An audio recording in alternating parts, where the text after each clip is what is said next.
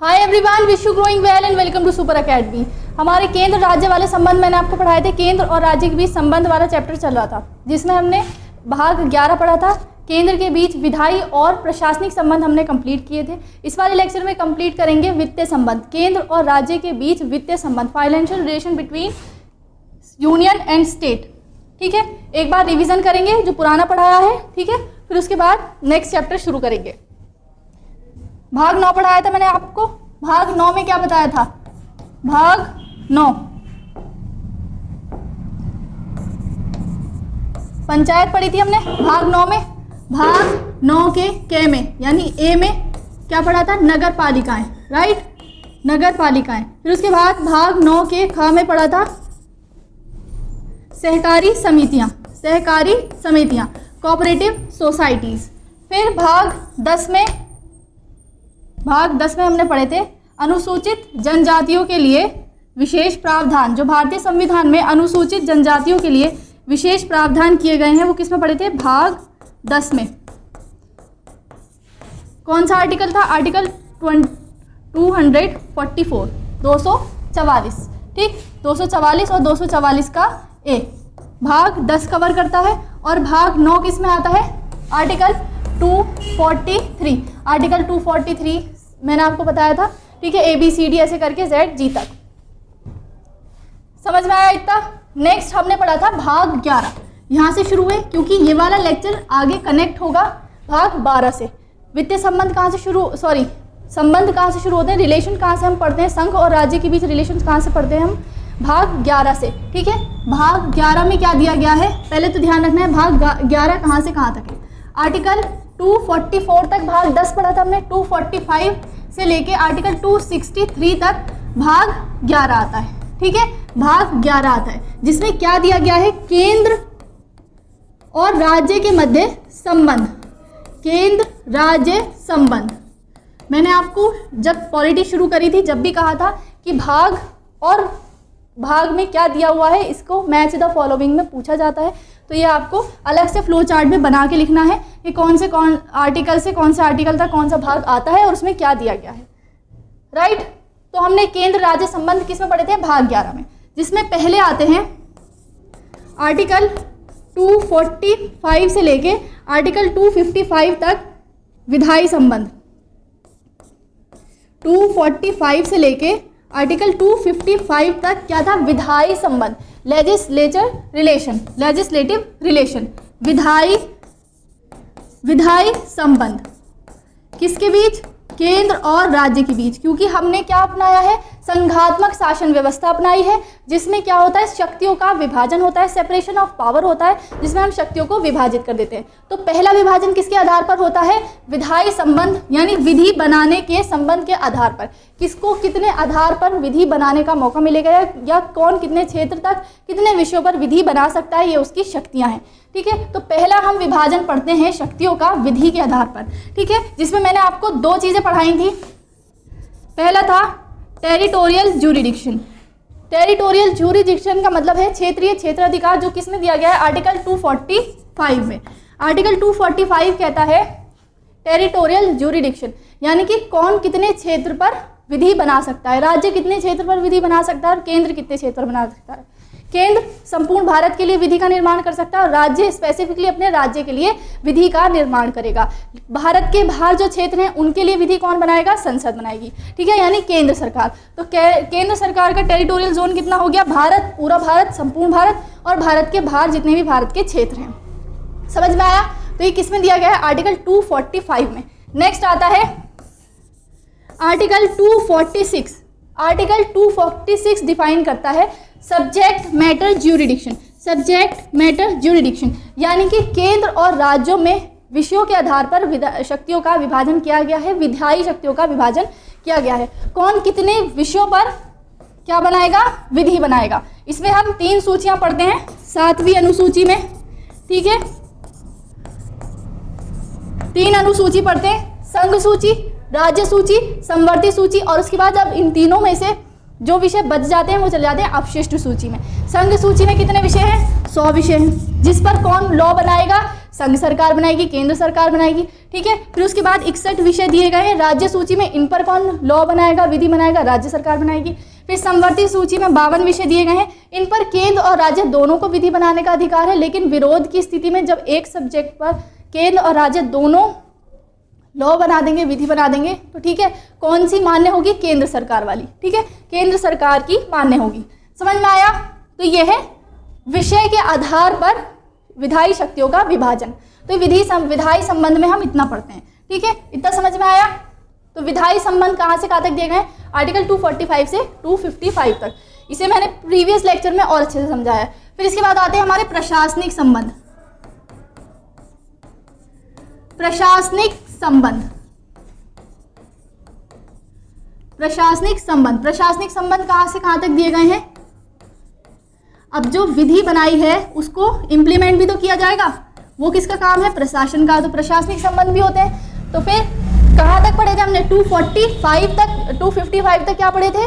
विधायी संबंध। उसके बाद 246 से लेके 263 तक क्या आते हैं? प्रशासनिक संबंध। 263 तक आते हैं प्रशासनिक संबंध, जिसमें 4 आर्टिकल इंपॉर्टेंट मैंने आपको बताए थे। आर्टिकल 246, आर्टिकल 246 जिसमें कहा गया है, आर्टिकल 246 जिसमें कहा गया है, क्या कहा गया है? आर्टिकल 246 में कि केंद्र के सरकार के कानून पूरे भारत में मान्य होंगे, यानी सभी राज्यों में मान्य होंगे, और केंद्र सरकार अपने विधि को लागू करने के लिए गाइडलाइंस जारी कर सकता है, ठीक है।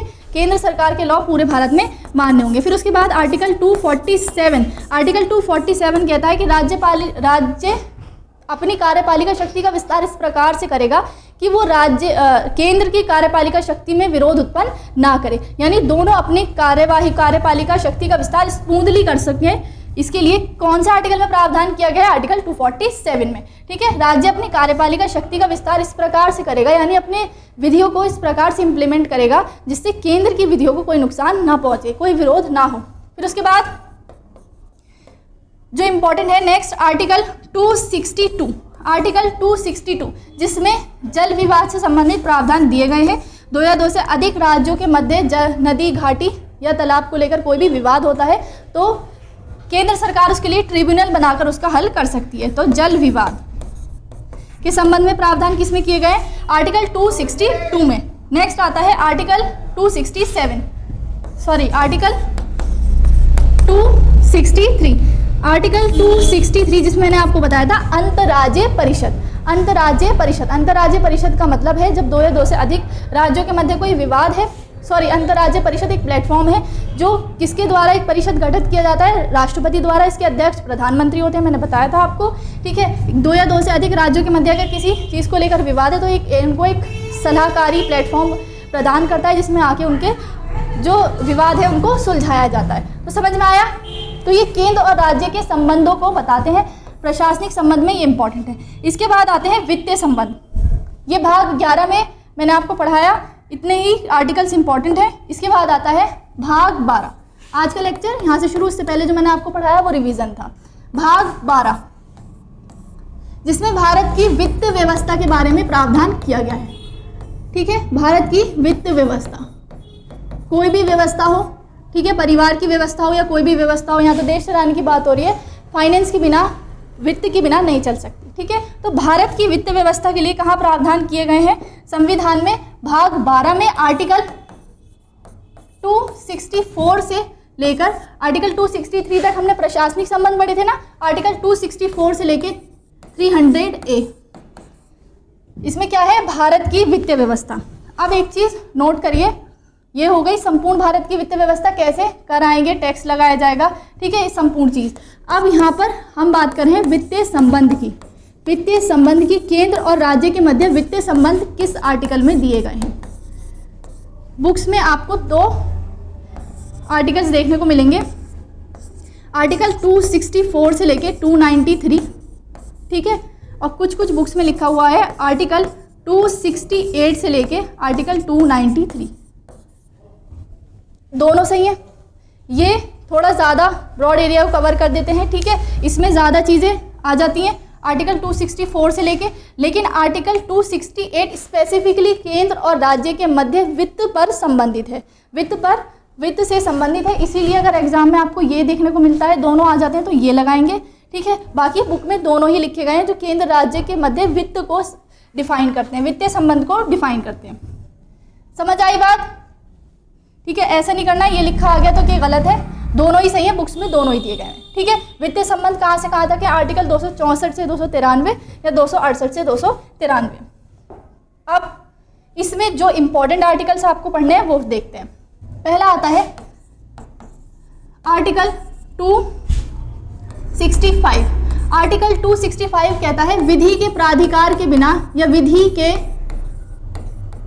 प्राधिकार से, प्राधिकार का मतलब अधिकार से, ठीक है, विधि के प्राधिकार से कर, यानी कि जो भी टैक्स लगाया जाता है वो विधि द्वारा लगाया जाएगा। विधि का मतलब क्या है कि संसद में उसके लिए विधेयक पास होगा दोनों सदनों से, उसके बाद वो कर लगाया जाएगा, हटाया जाएगा, बढ़ाया जाएगा, घटाया जाएगा। यानी कर के संबंध में जो भी मामले किए जाएंगे वो विधि के प्राधिकार से किए जाएंगे। ऐसा नहीं है कोई गवर्नमेंट अपनी तरफ से कर लगा सकती है, हटा सकती है, बढ़ा सकती है, घटा सकती है, ठीक है। कर में जो भी बदलाव किए जाएंगे वो विधि के प्राधिकार से किए जाएंगे। इट मीन संसद में विधेयक पास करके किए जाएंगे। अब एक चीज आती है कर और दूसरा आता है शुल्क। इन दोनों में फर्क है। कर क्या है? कर यानी टैक्स एक अनिवार्य भार है जो आपको एक सर्टेन इनकम के ऊपर देना पड़ता है, ठीक है। अनिवार्य भार है, ठीक है। जो भी केंद्र की परियोजना है उनके लिए कब होता है? जब हम टैक्स देते हैं तो परियोजनाएं देश के संचालन के लिए कर देना आवश्यक है, ठीक है। ये अनिवार्य भार है जो आपको एक निश्चित इनकम पर देना पड़ता है। लेकिन शुल्क क्या है? शुल्क मतलब फी। इसमें और इसमें क्या फर्क है? अनिवार्य भार हो गया जो आपको एक सर्टेन इनकम पर देना ही देना है, लेकिन शुल्क क्या है? शुल्क एक फीस, यानी कि आपने कोई सेवा ली उसके बदले में आपने शुल्क दिया। फॉर एग्जांपल आप किसी के यहाँ ट्यूशन्स पढ़ते हैं तो पूरे महीने आपने ट्यूशन पढ़ा, लर्निंग्स ली, अच्छे से समझा आपने कॉन्सेप्ट को, उसके बाद आपने उस टीचर को फ़ी पे करी, तो उन्होंने आपको सर्विस दी, आपको पढ़ाया, लर्निंग्स दी, उसके बाद आपने फ़ी पे करी। इसी तरह आप डॉक्टर्स के पास जाते हैं, ठीक है, वो अच्छे से आपको एग्जामिन करेंगे, दवाई लिखेंगे, उसके बाद आप उनको फ़ी पे करते हैं, तो भी क्या है? शुल्क है। तो शुल्क क्या है? सेवा के बदले धन, ठीक है। तो आपको ध्यान रखना है, सेवा के बदले धन, आपने सेवा ली उसके बदले आपने पे किया, लेकिन टैक्स क्या है? अनिवार्य है। तो इसमें कहा गया है आर्टिकल 265 में जो शुल्क है वो इसके अंतर्गत नहीं आता, यानी शुल्क लगाया जा सकता है, कर विधि के प्राधिकार के बिना नहीं लगाया जाएगा। इसीलिए मैंने आपको इसको अच्छे से डिफाइन किया कि शुल्क और कर में फर्क क्या है। शुल्क के लिए ये प्रावधान नहीं करता। आर्टिकल 265 के अंतर्गत शुल्क नहीं आता, शुल्क लगाए जा सकते हैं। सरकार जैसे कि आप ट्रेन में ट्रैवल करते हैं या गवर्नमेंट बसेस में ट्रैवल करते हैं तो टिकट लिया जाता है, तो क्या है? शुल्क है, ये आपको सेवा के बदले देना पड़ेगा। लेकिन टैक्स क्या है? टैक्स एक अनिवार्य कर है जो आप विधि के प्राधिकार के बिना कोई भी गवर्नमेंट नहीं लगा सकती। तो किसमें कहा गया है? आर्टिकल 265 में। आई होप अच्छे से समझ आया होगा। नेक्स्ट आता है आर्टिकल 266। आर्टिकल 266 प्रावधान करता है संचित निधि का। भारत की संचित निधि, consolidated fund of India, Bharat की संचित निधि। भारत की संचित निधि क्या है? ये गवर्नमेंट का अकाउंट है आरबीआई में। गवर्नमेंट का जितना भी पैसा आएगा, चाहे वो टैक्स से आए, ठीक है, जीएसटी यानी इनडायरेक्ट टैक्स से आए, आप फी लगाते हैं, ठीक है, मैंने बताया फी, तो उससे जो पैसा आएगा गवर्नमेंट को प्रॉफिट होता है, प्रॉफिट होगा, तो इन सब का पैसा या और भी चीजें हैं, उन सब का पैसा कहाँ जाएगा? भारत की संचित निधि में, ठीक है, भारत की संचित निधि में। और इससे धन निकालने के लिए क्या लाना पड़ता है? विनियोग विधेयक। जब मैंने आपको बजट पढ़ाया था उसमें बताया था बजट के लिए जो भी पैसा है वो कब निकलेगा? जब संसद में विनियोग विधेयक पारित हो जाएगा। विनियोग विधेयक के पारित होने के बाद क्या निकाल सकते हैं? भारत की संचित निधि से धन निकालते हैं, ठीक है। जितने भी अधिकारी होते हैं, गवर्नमेंट ऑफिसर्स होते हैं, उनका जो इनकम है, वेतन है, कहाँ से दिया जाता है? भारत की संचित निधि से। और इसमें कोई भी परिवर्तन नहीं किया जा सकता, अलाभकारी परिवर्तन नहीं किया जा सकता, ठीक है। और संचित निधि पर ना तो संसद में बहस चर्चा की जाती है, मतदान नहीं किया जा सकता। तो समझ में आया, भारत की संचित निधि क्या है? गवर्नमेंट का एक अकाउंट है आरबीआई में, जिसमें जितना भी गवर्नमेंट का पैसा है वो सब संचित निधि में जाता है। संचित निधि से धन निकालने के लिए विनियोग विधेयक लाना पड़ेगा संसद में, ठीक है। किसमें इसका प्रावधान किया गया है? आर्टिकल 266 में। नेक्स्ट आता है, यही लिख देती हूँ, आर्टिकल 267। आर्टिकल 267 प्रावधान करता है आकस्मिक निधि का। आकस्मिक निधि, कंटिजेंसी फंड ऑफ इंडिया। आकस्मिक, जैसे इसके नाम से आपको पता चल रहा होगा, आकस्मिक का मतलब है इमरजेंसी, जब किसी चीज़ की जल्दी से फौरी तौर पर आवश्यकता पड़ जाए तो उसके लिए फंड बनाया गया है। भारत की संचित निधि से धन निकालने के लिए क्या विनियोग विधेयक की आवश्यकता है। लेकिन कई बार ऐसा होता है, जैसे संसद के सत्र बैठते हैं, 3 सत्र पढ़ाए मैंने आपको, बीच में गैप होता है, तो ऐसे गैप में अगर संसद का सत्र नहीं चल रहा है, उस टाइम पे पैसे की ज़रूरत हो गई, तो पैसा कहाँ से आएगा? तो पैसा कहाँ से आएगा? भारत की आकस्मिक निधि से। आकस्मिक निधि में तभी आप धन निकाल सकते हैं जब आपको इमरजेंसी के तौर पर पैसों की ज़रूरत है। अब इससे धन निकालने के लिए किसकी आवश्यकता है? राष्ट्रपति की। राष्ट्रपति की अनुमति से इससे धन निकाला जा सकता है। किसकी आवश्यकता है? राष्ट्रपति की अनुमति की। और राष्ट्रपति क्या है? Nominal executive. राष्ट्रपति नॉमिनल एग्जीक्यूटिव है। राष्ट्रपति किसके आधार पर काम करते हैं? किसकी सलाह पे काम करते हैं? मंत्रिपरिषद की। तो राष्ट्रपति मंत्रिपरिषद की सलाह पर इसमें पैसे निकाल सकते हैं, ठीक है, जब आपको इमरजेंसी में ज़रूरत हो, ठीक है, इमरजेंसी के टाइम पे काम आती है। और इसमें 500 करोड़ से मिनिमम जो धनराशि होनी चाहिए वो 500 करोड़ से अधिक होनी चाहिए, यानी 500 करोड़ होनी चाहिए। समझ में आया? आकस्मिक निधि, इसका प्रावधान किसमें दिया गया है? आर्टिकल 267 में, जब आपको इमरजेंसी में धन की आवश्यकता होगी। इसके बाद आता है आर्टिकल 275, ठीक है, जो इंपॉर्टेंट है। आर्टिकल 275 प्रावधान करता है विशेष राज्यों का। विशेष राज्य, विशेष राज्य। अब विशेष राज्यों का मतलब क्या है? देखो, ऐसे राज्य जिनकी जो अंतर्राष्ट्रीय सीमा साझा करते हो, अंतर्राष्ट्रीय सीमा, यानी कि जो अन्य देशों से सीमा साझा करते हो, जैसे कि नॉर्थ ईस्ट के राज्य हैं, राइट, या जिनकी अर्थव्यवस्था है वो कृषि पर आधारित है, ठीक है, अर्थव्यवस्था उनकी ज़्यादातर किस पर आधारित हो? कृषि पर आधारित हो, कृषि आधारित अर्थव्यवस्था, या वो आपदाग्रस्त क्षेत्र हो, जैसे कि आपदाग्रस्त क्षेत्र, जैसे नॉर्थ ईस्ट के राज्य है, उत्तराखंड है, ठीक है। तो इन राज्यों को जिनकी जो अंतर्राष्ट्रीय सीमा साझा करते हैं, जिनकी इकोनॉमी ज़्यादातर डिपेंड करती है कृषि पर, ठीक है, और आपदाग्रस्त क्षेत्र है, तो इनको विशेष राज्य का दर्जा दिया जाता है, जिसके तहत उनको जो फंड है, जो धन है, वो ज़्यादा अलॉट किया जाता है, ताकि, क्योंकि कृषि आधारित अर्थव्यवस्था है, आपको पता है भारतीय कृषि क्या है, मानसून के साथ जुआ, जिस टाइम मानसून अच्छा होगा तो कृषि अच्छी होगी, तो इनका जो विकास है ना रुके, इसीलिए उनको विशेष राज्य का दर्जा दिया जाता है। इसके तहत इनको ज़्यादा धन दिया जाता है ताकि ये अपना विकास कर सकें। अब टैक्स के जितना टैक्स कलेक्ट करते हैं सामान्य राज्य, ठीक है, वो सब ज़्यादा है केंद्र के पास, फिर उसके बाद जो सामान्य राज्य है उनको 41% लौटाया जाता है, उनके टैक्स का 41% लौटाया जाता है। लेकिन जिसे विशेष राज्य का दर्जा प्राप्त है उसे 80%, जिन्होंने टैक्स कलेक्शन दिया, करेक्ट, ठीक है, उसका 80% उनको वापस लौटा दिया जाता है, ठीक है। तो ये होते हैं विशेष राज्य। कुछ नहीं है, विशेष राज्य का मतलब है उनको धन ज़्यादा मिलेगा उनके विकास के लिए, क्योंकि उनकी इकोनॉमी कृषि पर निर्भर करती है, आपदाग्रस्त क्षेत्र है, और क्या है, अंतर्राष्ट्रीय सीमा साझा करते हैं। समझ में आया? तो ये प्रावधान किसमें किया गया है? आर्टिकल 275 में। नेक्स्ट चलेंगे, नेक्स्ट आता है आर्टिकल 279। आर्टिकल 279 का ए, जिसमें जीएसटी काउंसिल की बात की गई है। जीएसटी काउंसिल, ठीक है, जीएसटी आया था, तो जीएसटी के नियम कानून बनाने के लिए, उस जीएसटी को संभालने के लिए, जीएसटी के लिए नए प्रावधान लाने के लिए जीएसटी काउंसिल का प्रबंध किया गया था, जो राष्ट्रपति द्वारा, राष्ट्रपति के एक आदेश से गठित हुई, ठीक है। इसमें कौन कौन होते हैं? केंद्रीय वित्त मंत्री होते हैं, केंद्रीय वित्त मंत्री, ठीक है, एक राज्य मंत्री होते हैं, वित्त विभाग के राज्य मंत्री, फिर उसके बाद प्रत्येक राज्य के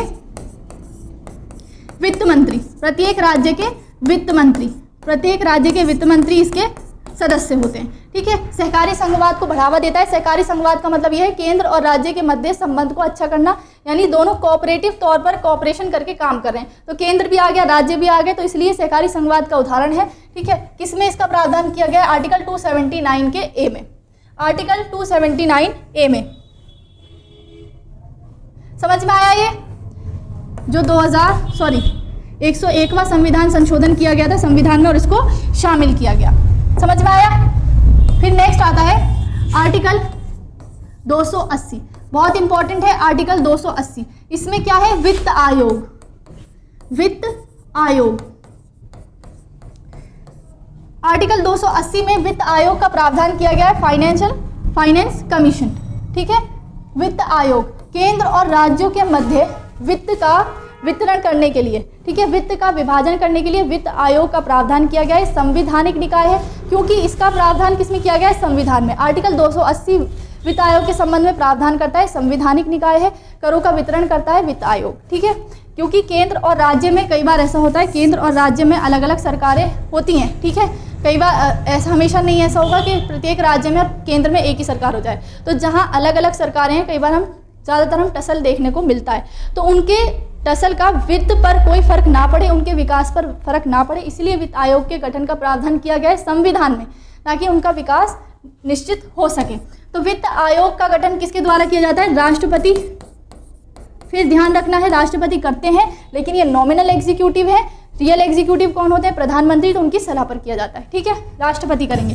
प्रत्येक 5 वर्ष में वित्त आयोग का गठन किया जाएगा, प्रत्येक 5 वर्ष में। उससे पहले भी आवश्यकता पड़ने पर, यदि आवश्यकता है, ज़रूरी है, तो उससे पहले भी इसका गठन किया जा सकता है। इसमें कितने सदस्य होते हैं? 5 सदस्य होते हैं, लेकिन कैसे लिखेंगे आप? 1+4 लिखेंगे। 1 यानी अध्यक्ष प्लस 4 यानी और अन्य सदस्य।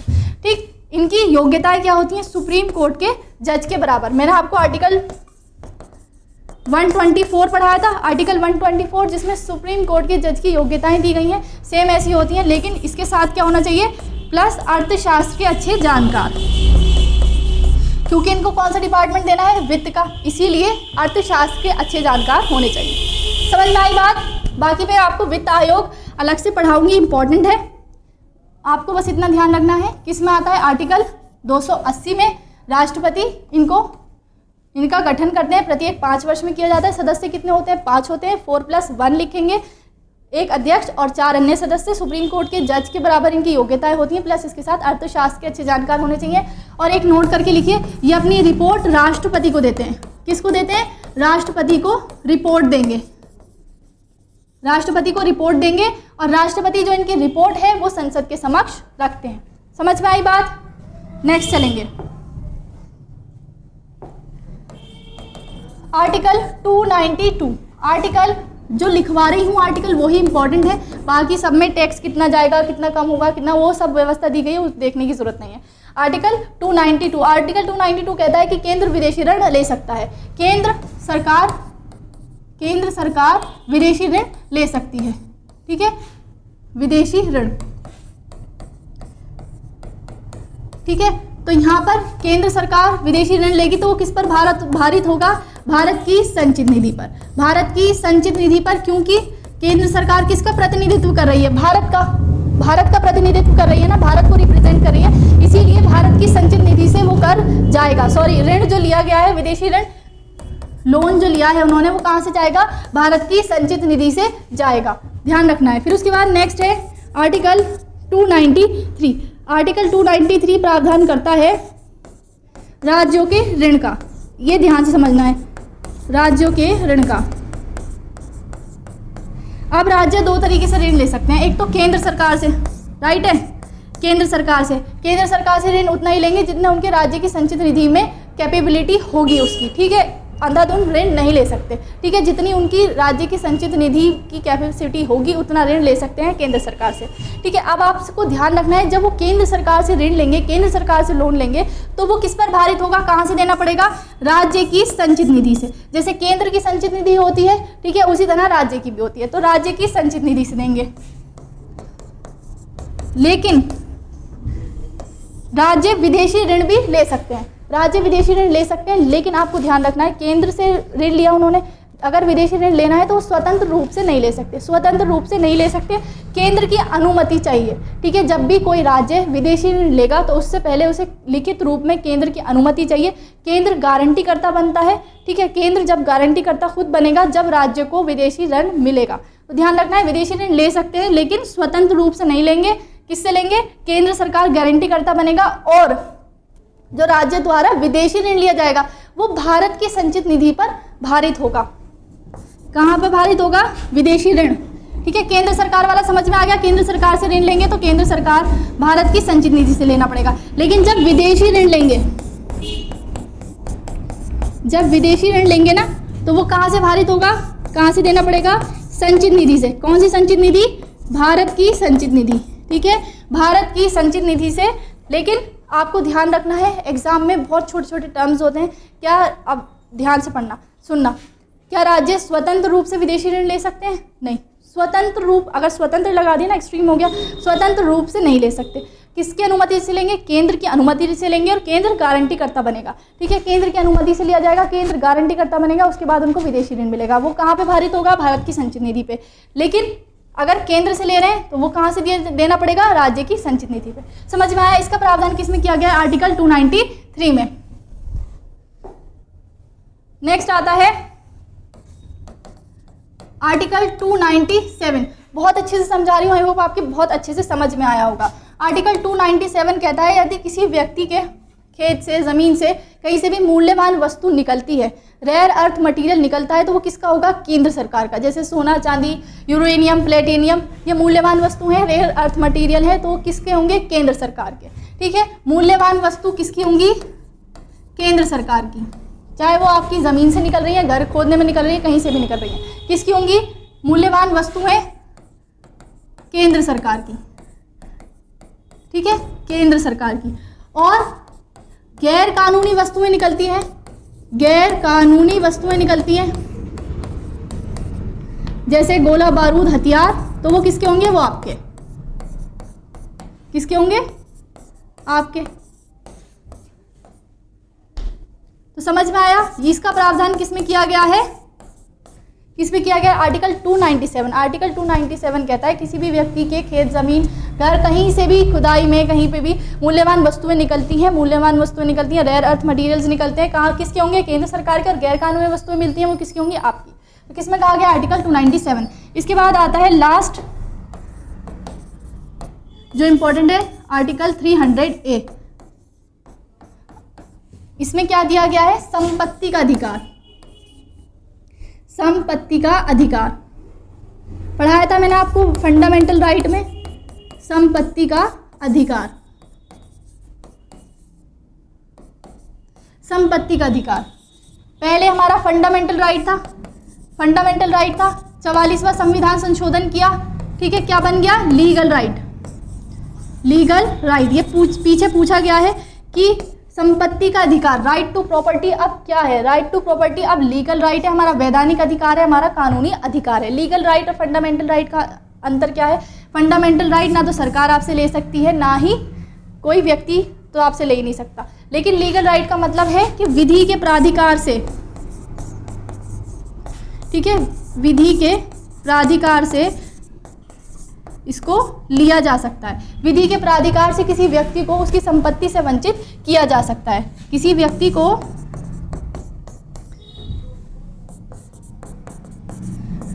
संपत्ति से, यानी उसकी संपत्ति से वंचित किया जा सकता है। ठीक है, तो ये क्या है? Legal right. गवर्नमेंट ले सकती है, कोई अन्य व्यक्ति नहीं ले सकता। तो ये आपको पढ़ाया था मैंने पहले। किसमें था? आर्टिकल 31 में था, फंडामेंटल राइट के रूप में, लेकिन इसे 44वें संविधान संशोधन द्वारा लीगल राइट बना दिया और 300A में इसको भेज दिया गया। इसके साथ आपका भाग 12 कंप्लीट हो गया, वित्तीय संबंध। ठीक है, ये मैंने आपको पढ़ाया था, राज्यों के बीच संबंध, यूनियन ऑफ स्टेट। विधायी संबंध कंप्लीट हो गया, दोबारा रिवीजन भी करा दिया। वित्तीय संबंध भाग 12 में है, अनुच्छेद गलत लिख दिया।